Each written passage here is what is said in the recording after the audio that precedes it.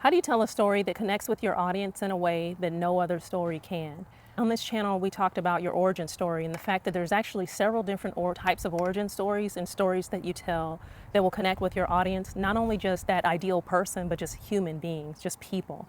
Whether you're giving a speech or introducing a product or a service or even just an email to an audience, how do you talk about yourself in a way that is absolutely fascinating? Now, one of the ways that I've done this is I've been in the past series, I'm doing a 30 videos over 30 days challenge. You can do a 7 videos over 7 days. I told you that what I want you to do is grab something old that you have, that you've kept, whether it's memorabilia or an award or just something, and then compare it to these types of stories to figure out what type of story is it that's in you, and something that will connect to people on a stage or in an email or a post that really connects with human beings. And especially as you were to talk about these types of stories, this last one's the Phoenix story. I talked about the origin story in that video is about stepping into your gifts. To me, I've been fascinated. I've been trying to read the Bible, which is the best stories that they've lasted 2,000 years so that I can understand it. But also there's this concept of a spiritual gift, something that is within you, that is your gift to the world. That's how you speak to people in their hearts and their minds and their souls. And some people, they're writers, some people are singers or artists. And there's a way that is awakened in you. And that's the original origin story. And it can go back from when you're a kid or this awakening of your belief in life and how you can contribute. Then there's the outlaw story. And the outlaw story is where, in that video, I talked about your outlaw story isn't just a story where you went against the grain. It's why you went against the grain. What it is a time that you felt rejected or like a loser. You had a lot of fear. You couldn't accomplish something and you didn't believe in yourself. You were either rejected by the world and then on the opposite side, you decided to reject that. And that's a story that takes people from disbelief in what you're capable of and what they're capable of, even more important, to shifting over to this belief. Maybe something that you see in the world that you can do it, no matter what your background is. If you feel like you've never been loved, you've never been accepted, you've always been poor, maybe you've never had a lot of money. And my mom didn't graduate high school, so she's always felt uneducated. And so there are times that maybe you reject this view that the way the world sees you is the way they're going to see someone else in your audience, that you're dumb, you're stupid, you can't do it, you'll never do it, you're not good enough, you shouldn't be here, why are you here? These are all questions that the human brain has over and over, these negative thoughts. And your outlaw story that you tell, you can go watch that video, is a story that transforms that person's beliefs from being over here to the way the world sees them, usually in a negative way or the way they see themselves, to over into belief, into this place where they say, no, I'm going to reject that me and I'm going to become the new me. Now, the first place that they're going to become the new me is through you.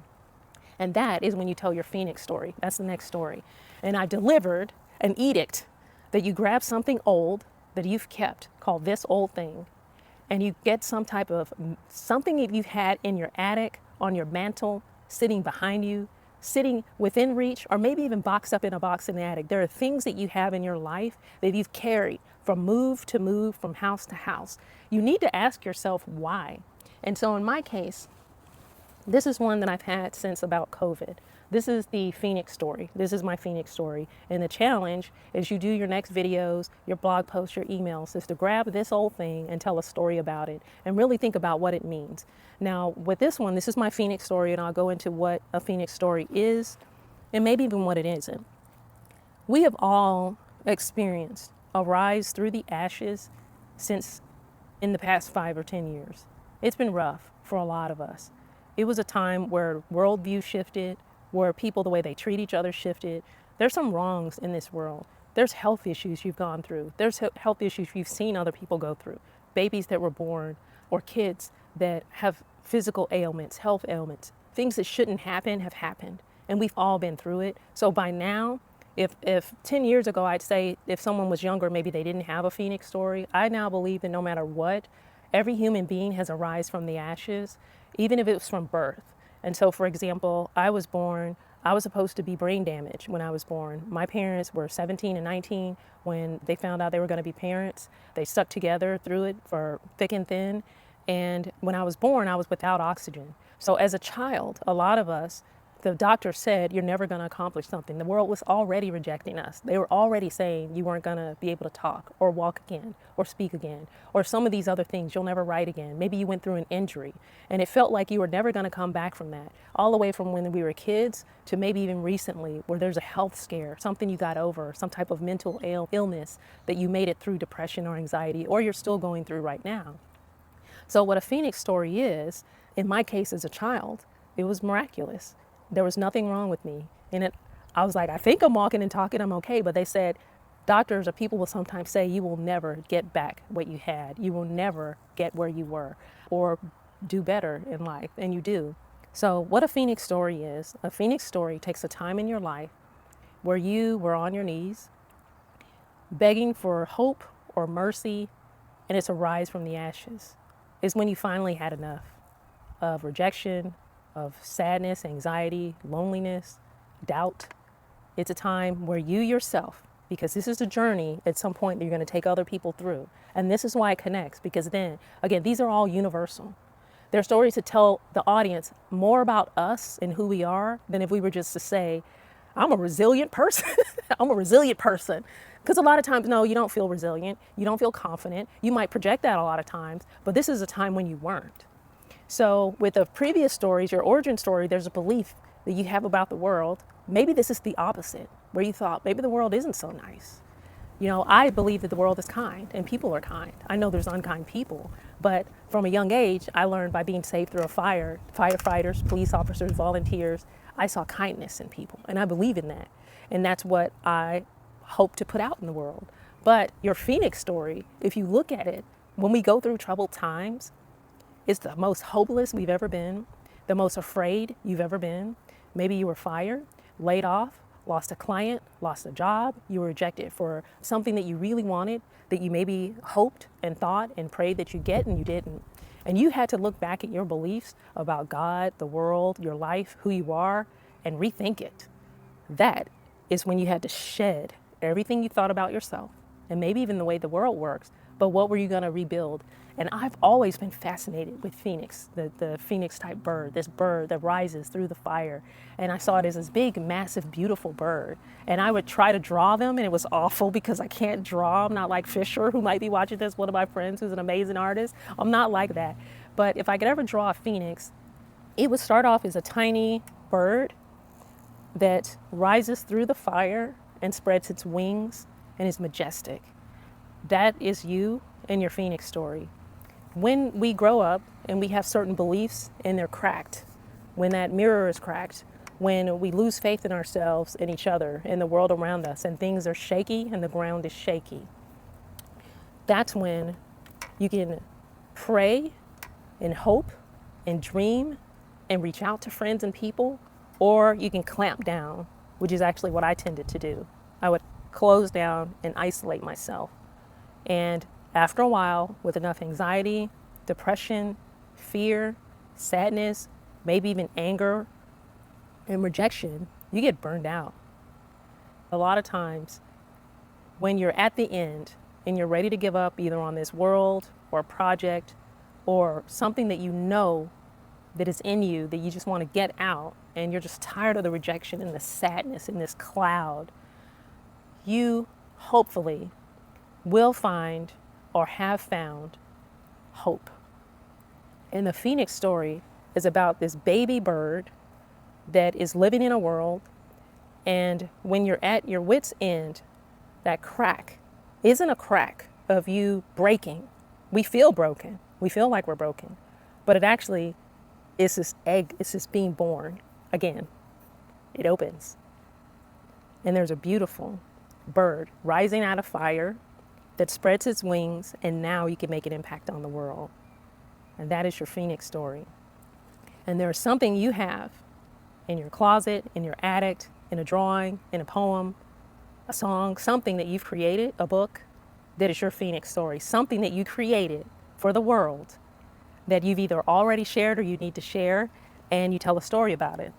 Now, in my case, back in 2021, I'd already been burnt out. I've been working for the state of Texas for 13 years, And I kept that job. A lot of you might have kept a job or a position way too long, a relationship way too long, because it was safe.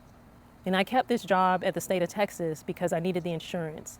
My daughter was born on the spectrum, and we needed counseling, we needed doctors, we needed medicine. And so what I thought was going to be maybe 3 years turned into 13. And we were finally had her where she was almost out of the social skills classes, actually, right during COVID. She was 6 at the time. Believe it or not, I think they were saying COVID was like 6 years ago or something like that when they first started announcing it.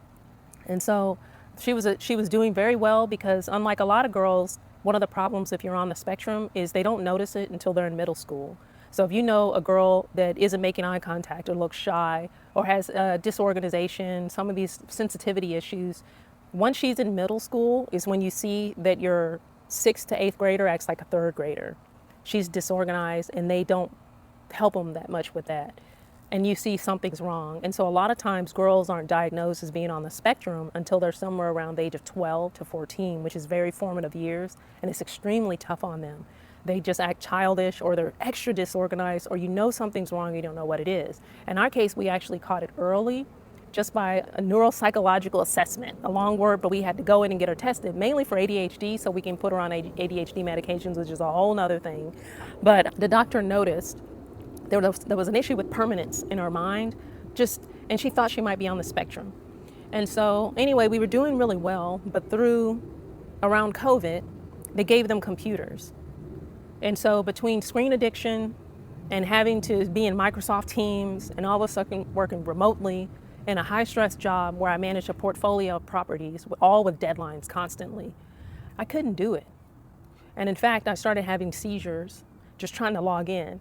And someone actually made a really funny joke that it was really kind of he said Microsoft Teams was so bad it gave me seizures. That's how bad it's like. I thought it was really funny. I told him that's actually really funny. I can laugh at it now, but at the time they're called psychogenic seizures, and there's something veterans or sometimes people would have where your brain doesn't want to do something so much, or there's a trauma associated with something that it short circuits and it shuts off, and I would pass out. Like, no joke, I would have a seizure, fighting my body, and pass out just trying to log into work. My hands would shake so much that I would type things 3 or 4 times because my fingers were shaking so hard. So I would try to type I, and I would type I 2 or 3 times and have to hit backspace. So I couldn't work. And one of the things that I did right is I always, at every job, got disability insurance. You pay for disability insurance so that if for some reason you're unable to perform one day, you will, and as a young person, you never think of this. But I had disability insurance. And so in 2012, they said if you can't come back to work, I was on medical leave, then we have to let you go. But the reason I couldn't come back is because I was so burnt out for so long, I didn't realize what happiness was anymore. If you've ever been so burnt out and done, and putting out so much energy with trying to be strong and supportive of the people around you, and let me just get through this day, I would sleep all weekend. And at one point, I realized that I don't think is what life is supposed to be. I don't think life is supposed to be me barely getting out of bed.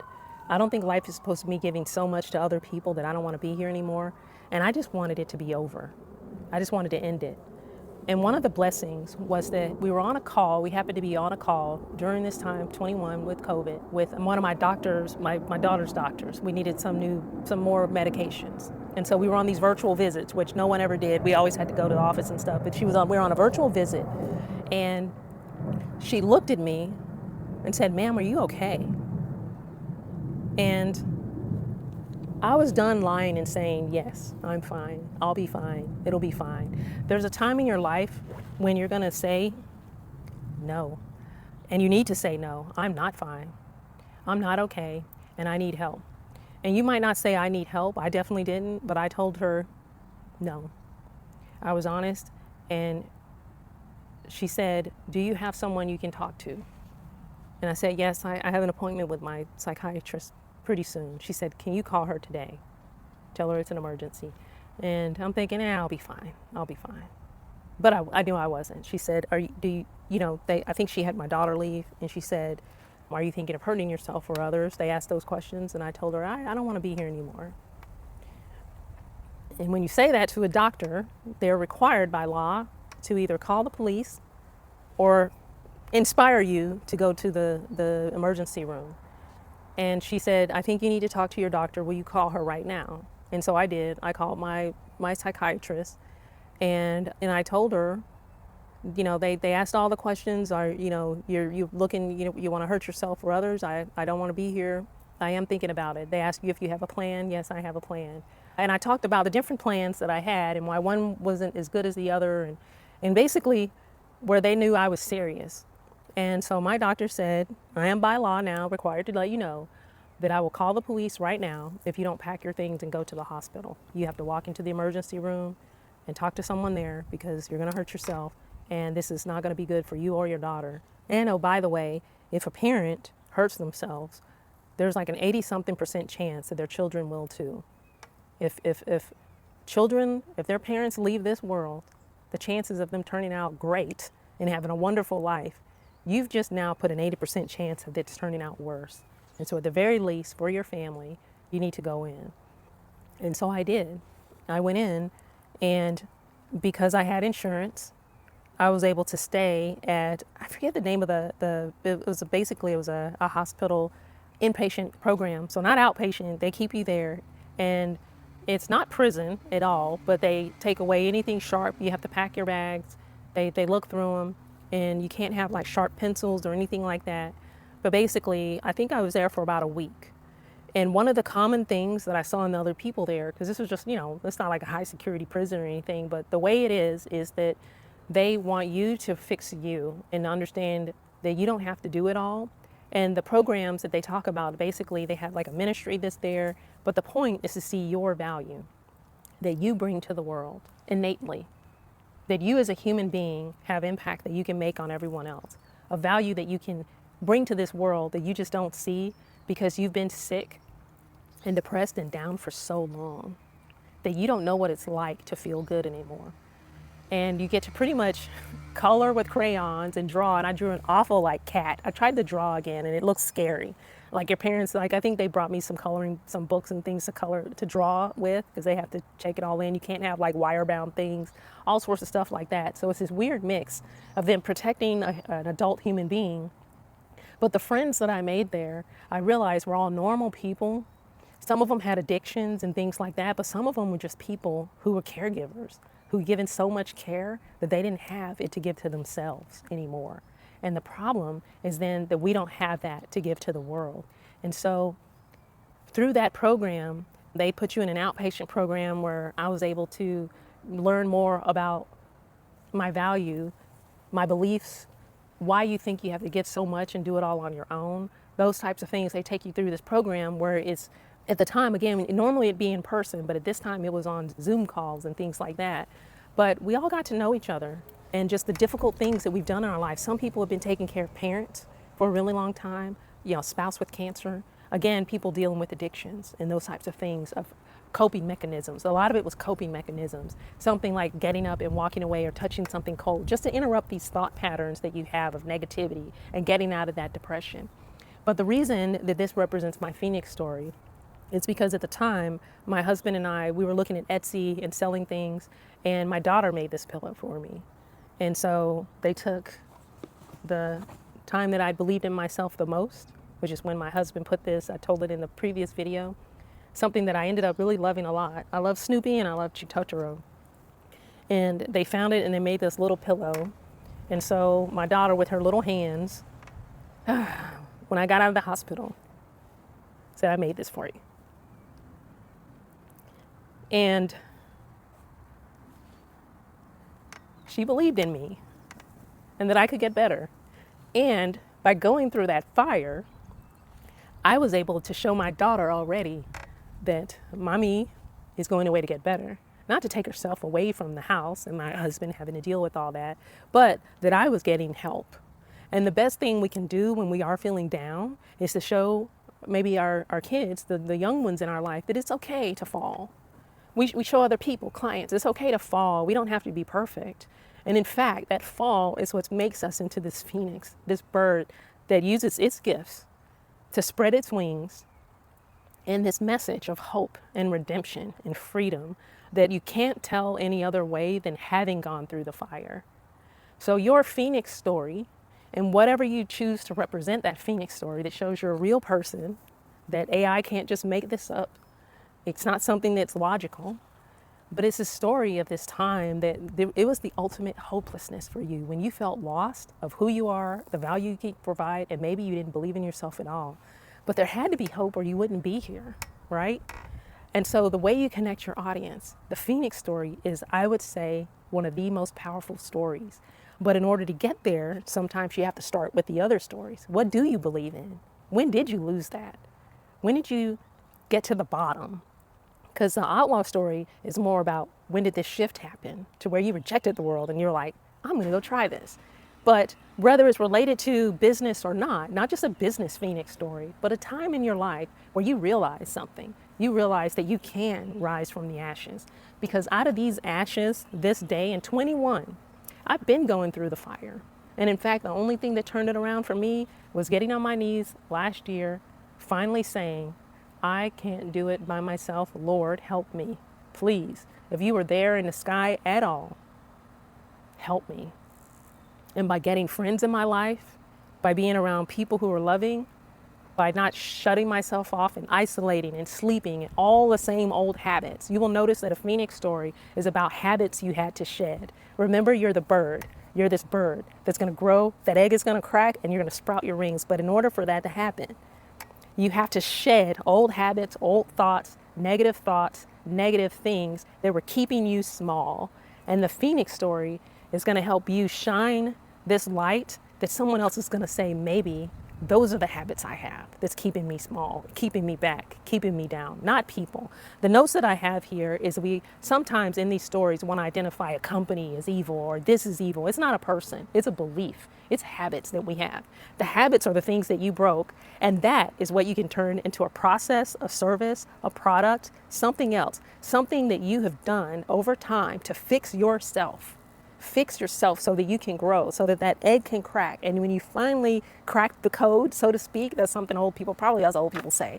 But when you finally say, this is the habit I needed to break, this is the mindset, this is the thought, this is what I needed to break to help me do this one thing. If you go through your Phoenix stories, you'll probably find a process, a frame of mind, a thought, something that is going to add value to the world. Then later on, or even right now, someone will pay for. You never know. And so grab something and tell a story about it.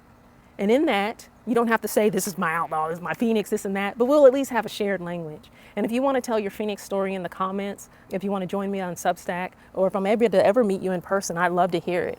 Because the Phoenix stories, I would say by far, are some of those powerful stories that connect with anyone, anywhere, at any time. And there's probably going to be you and that other person tearing up at some point because they feel it. The Phoenix story is right here. It's one that, boom, it hits you.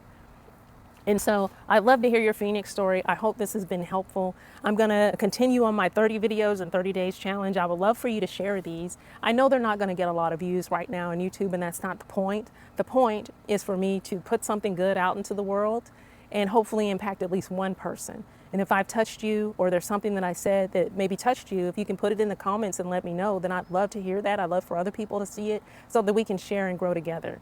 And so I will see you in the next video, and I'm so happy that you joined me on this journey.